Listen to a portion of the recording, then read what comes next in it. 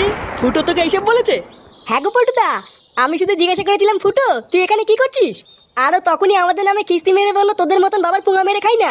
চুদির ভাই বালের একটা কাজ পেয়ে নিজেকে বড় বাল মনে করছে। হ্যাঁ পল্টু, বাঞ্চরটা খুব বার বেড়েছে বুঝলি, লেওড়া বালের একটা কাজ পেয়ে নিজেকে বড় ভোদার বাল মনে করছে। আরো পল্টুদা ফুটো তোমাকে বাঞ্চুদা বলেছে।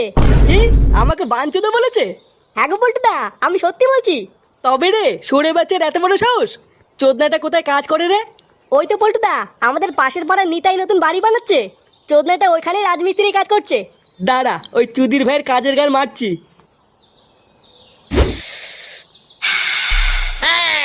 সারাদিন কাজ করার পর বিড়ি খাওয়ার মজাই আলাদা। হ্যাঁ তা যা বলেছো। লেওড়ায় বিড়িটা খেয়ে আরেকটু কাজ করব, তারপর বাড়ি চলে যাবো। আর এই গরমের চোদনে লেওড়ার কাজ করতে ইচ্ছা করছে না। সে কি গো ফুটো, তুমি বাড়ি চলে গেলে এত কাজ কে করবে? কেন বলা তোমরা করবা? সকাল থেকে কাজ করতে করতে লেওড়া আমার গা